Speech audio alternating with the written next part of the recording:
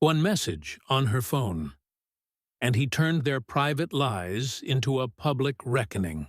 The sound of rain against the tall dining room windows was steady and almost hypnotic. It gave the whole house a warm, cocooned feeling, the kind you only get when the storm is outside and you're on the inside with someone you trust. Mark Whitman had always loved nights like this. He'd cooked, actually cooked, for the first time in months, not just his signature throw some pasta in boiling water and call it a day routine, but real food. A slow-roasted lamb, rosemary potatoes, the works. He'd even bought a bottle of Cabernet that cost more than the shirt he was wearing. This dinner wasn't a celebration. There wasn't an anniversary, no promotion to toast. It was just Tuesday. And that's what made it special for him. A just-because dinner for Rachel. She came down the stairs looking like she'd stepped out of a lifestyle magazine. Navy silk blouse, hair in that loose, I didn't try but I still look perfect way. She was scrolling through her phone as she walked, not even glancing at him. "Smells amazing," she said absently, tapping something on the screen before setting her phone face down on the table. Mark smiled anyway. "Figured you deserved something fancy." They sat. The candles flickered, the rain picked up, and for a moment, it was exactly the evening he'd imagined, the one where she would notice the effort, laugh with him, and maybe they'd talk about taking that trip to Napa they'd been putting off for years. Then her phone lit up. Not just lit up, it exploded with a notification that might as well have been a grenade tossed in the middle of the table. "Tyler, Hartness. Still can't stop thinking about last night. When can I see you again?" The heart emoji was the kind of detail that didn't just raise a question, it answered it. Rachel's hand darted out like she'd been burned, flipping the phone over in one quick motion. But Mark had already seen it. Every word, every pixel of the red heart. The air shifted. Not metaphorically. It physically changed. The warm rosemary and candlelight atmosphere snapped into something colder, sharper. Mark didn't say anything right away. He took a slow sip of wine instead. He wanted to give her just enough space to hang herself with whatever explanation she was about to invent. She cleared her throat. "Work thing." Mark's eyebrow twitched. "Tyler from accounting sends you heart emojis now?" "It's complicated," she said, and immediately looked like she wished she'd chosen literally any other word. "Complicated," he repeated slowly, like he was tasting it. "That's a hell of a code word for my husband's making me lamb while I'm busy entertaining another man." Her chair scraped, her jaw tightened, and he could see her scanning for an exit. Not from the dining room, but from the entire conversation.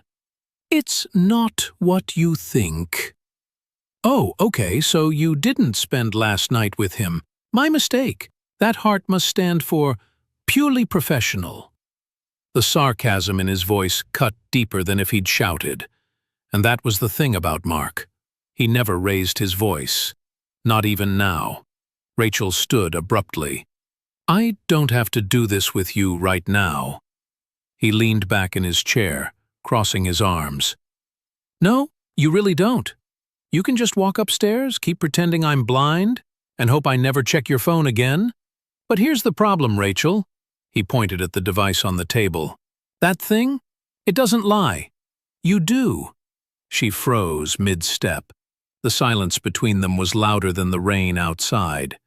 He didn't push further. Not yet.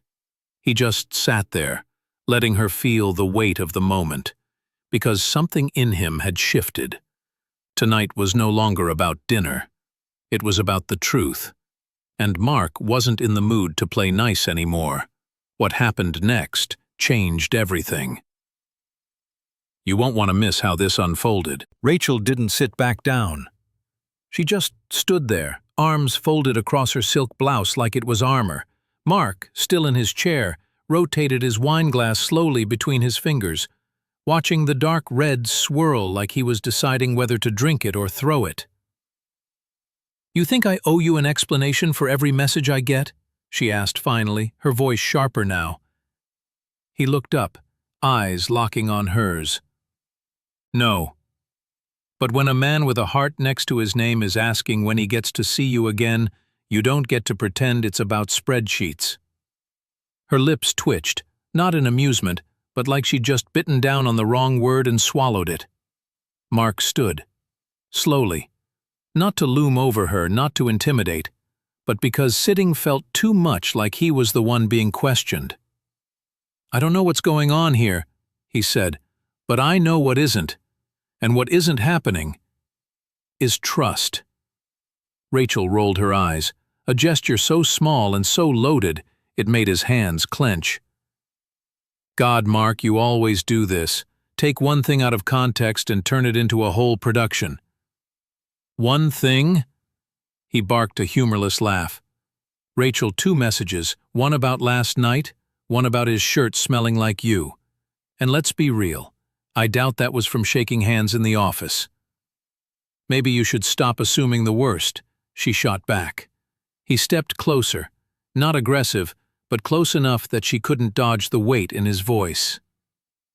"Maybe you should stop being the worst." She flinched, but recovered fast. "I'm not having this fight right now." And with that, she spun on her heel and walked toward the stairs. Mark let her go. For now. He stood in the quiet kitchen, the storm outside pressing against the windows, the smell of lamb still hanging in the air like it belonged to some other night. 10 minutes later, he heard her upstairs, the muffled sound of drawers opening and closing. He knew her patterns. This wasn't, "I'm changing into pajamas." This was, "I'm putting things away I don't want found." Mark moved into the living room, sat on the couch, and grabbed his own phone. He scrolled through his contacts until he found Eli, his oldest friend, the kind of guy who could dig up information without leaving his chair. He typed, "Need you to run a name. Tyler, last name, works with Rachel, urgent." Eli responded faster than expected. "That's her colleague? Dude, I know that guy. Lives 2 blocks from me.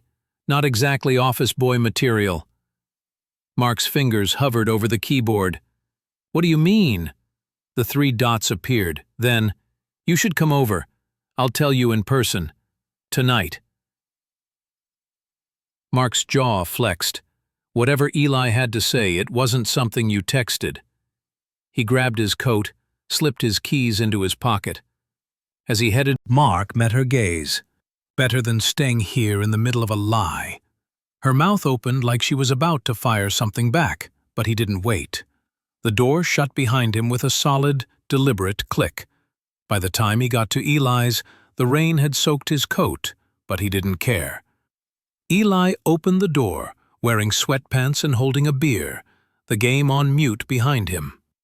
"You look like a man who skipped dinner," Eli said. "Lost my appetite," Mark replied, stepping inside. Eli handed him a towel. "So, Tyler, he's not just some guy from her office. I see him around all the time. And trust me, I know the type. New car every year, flashy watch. Thinks every woman wants him.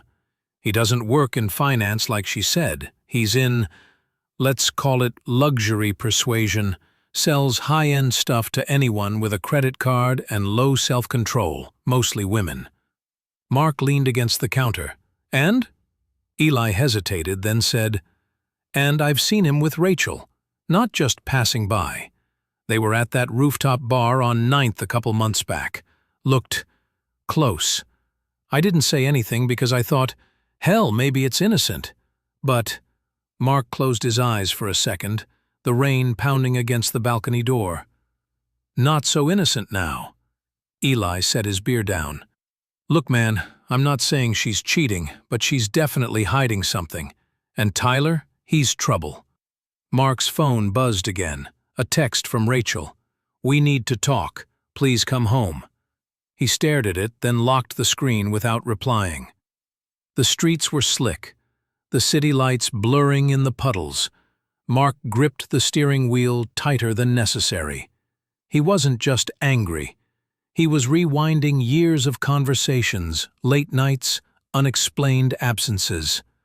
By the time he pulled into the driveway, his mind wasn't in hurt husband mode anymore.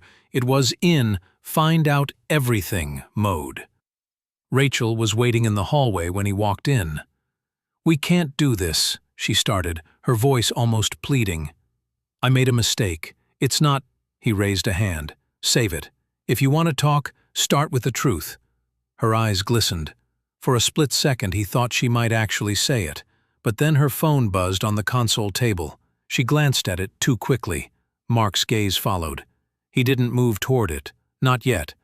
But the message preview flashing on the screen was enough. "Tyler. Miss you already." The last thread of patience snapped.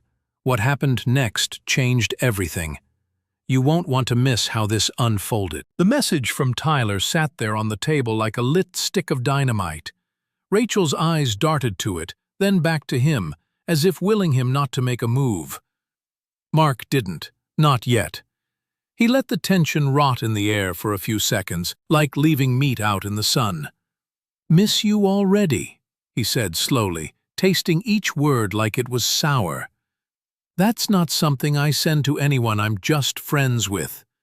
Guess the heart wasn't enough. Now he's going for the full Hallmark romance package. Rachel folded her arms tighter, but it looked more like she was holding herself together than defending against him.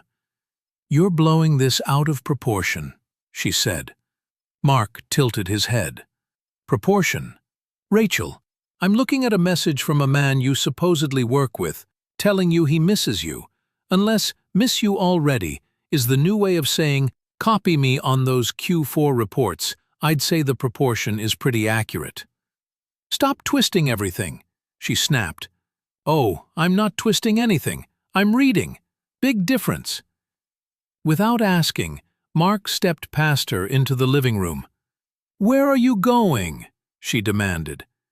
"Checking something," he said flatly. Her phone was still on the console table. She reached for it, but he was quicker, picking it up and scrolling through before she could grab it back. "Mark." "What?" he said without looking at her. "Afraid I'll see a recipe for how to roast lamb with a side of betrayal?" Her face flushed. "You have no right." "Oh, I have every right. See, that's what happens when you share a life with someone. Or at least when you pretend to." He swiped again. The messages between her and Tyler were exactly what he expected, and worse. Inside jokes, late-night texts, plans that didn't sound remotely work-related. One line stopped him cold. "Last night was perfect. Let's do it again before he gets suspicious." He looked up, and for the first time all evening, Rachel's eyes dropped to the floor. "Before he gets suspicious," Mark repeated softly. Guess that part of the plan failed. He had released. Before she could speak, the doorbell rang. They both froze. Mark's mind raced. Too late for deliveries, too stormy for random visitors. Rachel moved first. "I'll get it," she said quickly, almost too quickly. Mark followed her to the door, standing just behind her as she opened it. And there he was, Tyler, tall, smug, wearing a soaked leather jacket, like the storm was just another stage light for him to pose under. Rachel's voice went small. "What are you doing here?" Tyler smiled like he owned the place. "You weren't answering. Thought I'd swing by." Then his eyes slid past her to Mark.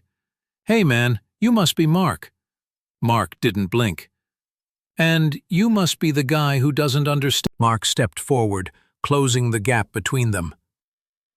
"We're already talking. Problem is, you've been talking to my wife more than I have lately, and that's about to stop." Rachel shifted nervously between them. Both of you, just— No, Mark cut her off without looking at her. Not tonight. Tyler raised his hands in mock surrender. All right, man, I get it. You're upset. But maybe you should calm down before— Mark laughed. Not loud, but enough to make Tyler blink. Before what? Before I find out more than I already have. The rain pounded against the porch roof. Rachel looked like she wanted to disappear. Tyler looked like he thought he could still control the situation. Tell you what, Mark said, stepping back and opening the door wider. You came all this way in the rain, so you might as well come in. Let's hear it, both of you, right here, right now. Rachel's breath hitched. Mark, please. But Mark was done with polite. He gestured toward the living room. You first, Romeo. They sat. Mark in his armchair, Tyler and Rachel on opposite ends of the couch. It felt less like a conversation and more like an interrogation. So, Mark began, leaning back. I'm curious.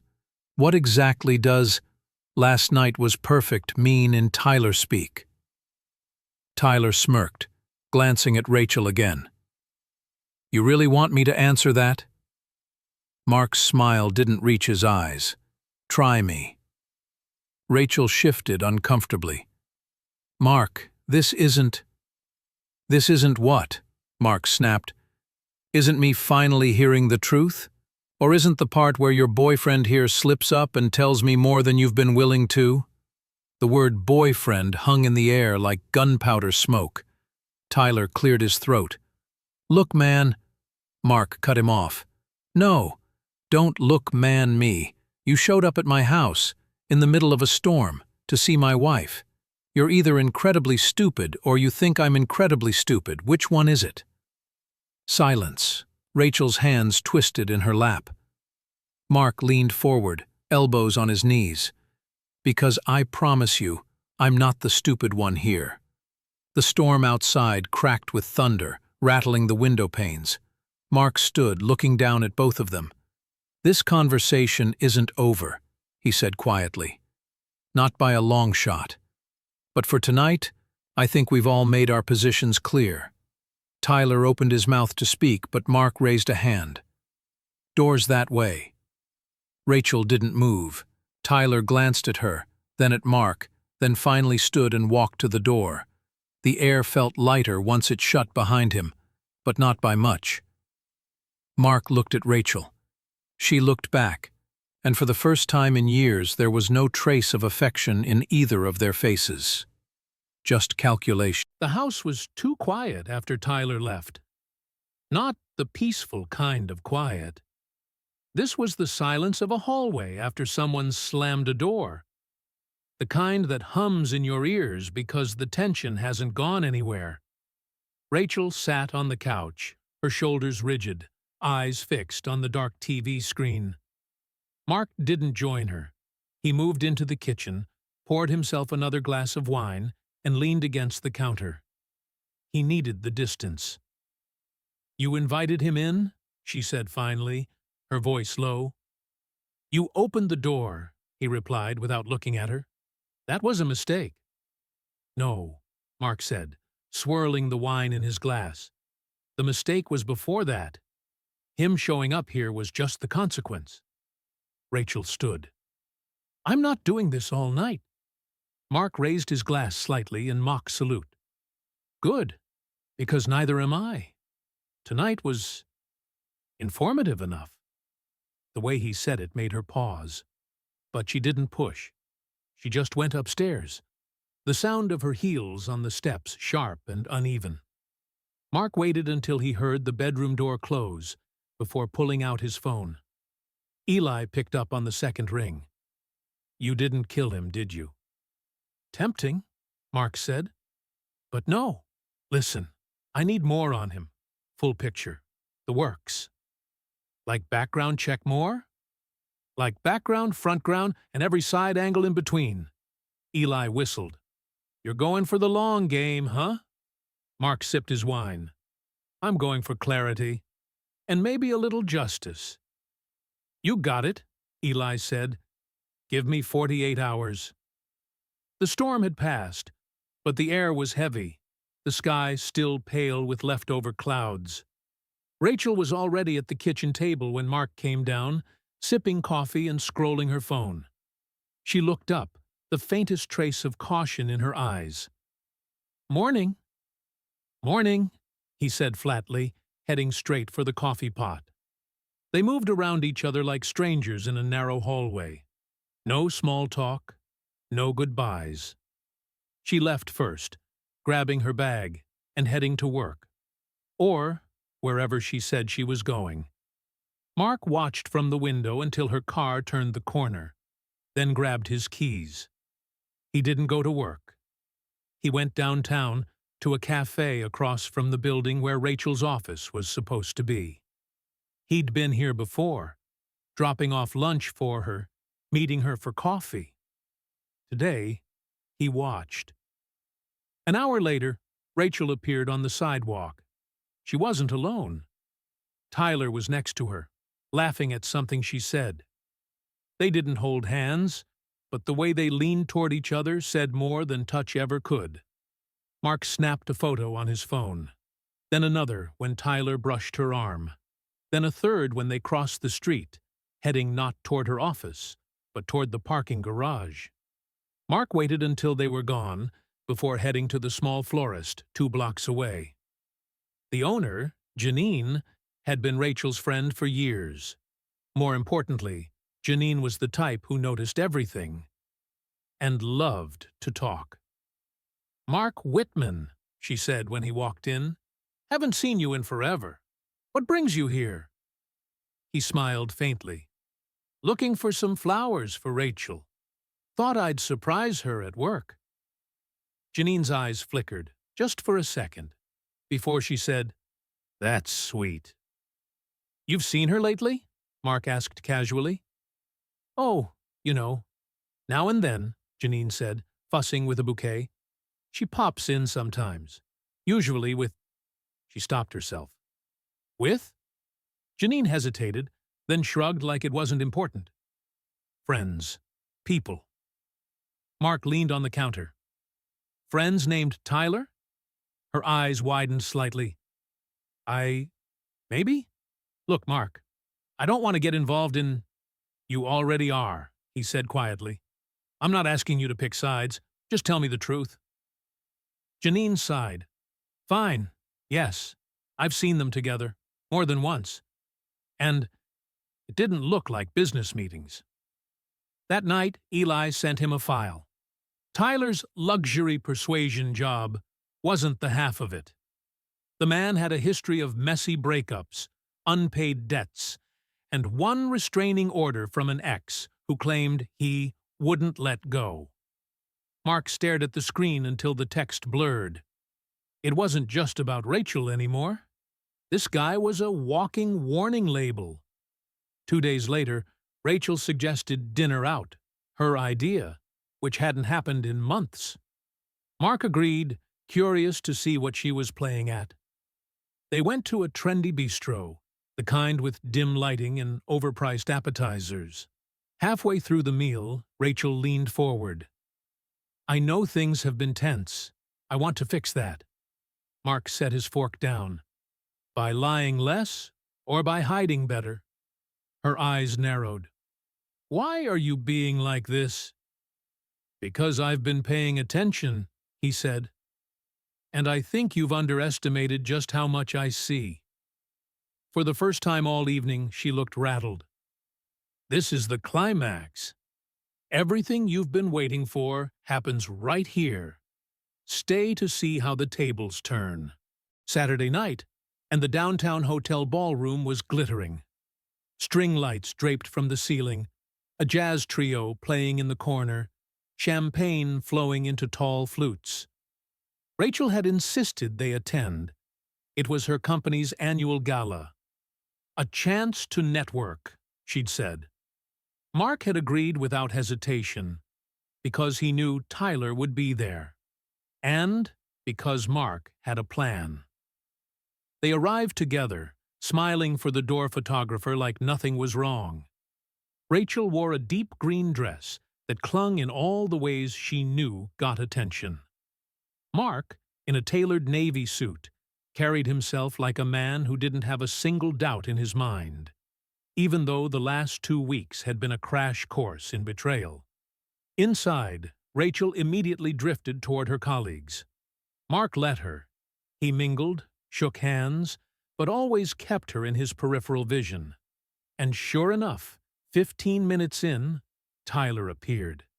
He was dressed like he'd stepped out of a GQ cover, all polished shoes and practiced charm. He and Rachel greeted each other with a hug that lingered half a beat too long for just co-workers. Mark didn't approach them right away. Instead, he slipped out into the hallway and found the event coordinator.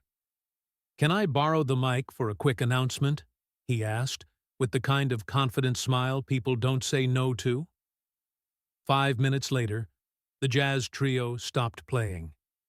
The mic squealed softly, and the room turned toward the small stage near the front.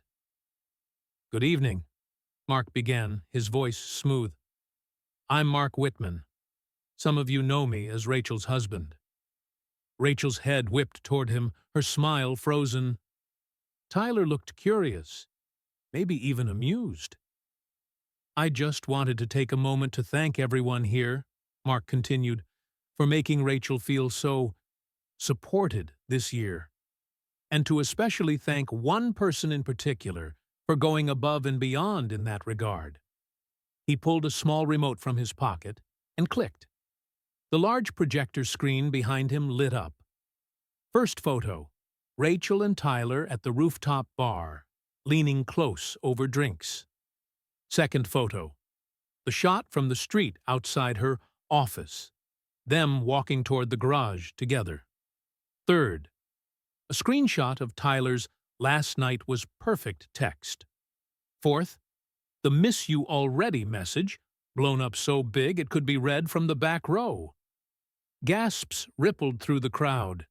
A few people covered their mouths. Someone whispered, "Oh my God!" Mark kept his voice calm. "Now, maybe I'm old-fashioned, but I thought marriage meant something different. But clearly, in some circles." He gestured toward the screen. "It means sharing more than just a Netflix account." Rachel was pale, frozen in place. Tyler shifted uncomfortably but forced a smirk, though his eyes betrayed the hit. Mark didn't shout. He didn't need to. He simply clicked off the screen, handed the mic back, and stepped down from the stage. As he passed Rachel, he leaned in just enough for only her to hear. "You wanted public? Now it's public." He walked out of the ballroom without looking back. Behind him, the room buzzed. Whispers, stares, the kind of attention no one survives unscathed. 2 weeks later, Mark sat at the same cafe across from Rachel's old office. Eli slid into the seat across from him. "So, divorce papers filed?" Mark nodded. "And served. At her office. Thought she'd appreciate the symmetry." Eli chuckled. "And Tyler?" Mark smiled faintly. "Word is, his boss saw the pictures. Guess luxury persuasion isn't so persuasive when your reputation's tanked." They clinked coffee cups. Outside, the sun broke through the clouds. Mark leaned back, breathing deep. For the first time in weeks, the air felt clean. And maybe, just maybe, so did he. She thought her secret would stay hidden. Instead, it became the night everyone in the room would remember forever.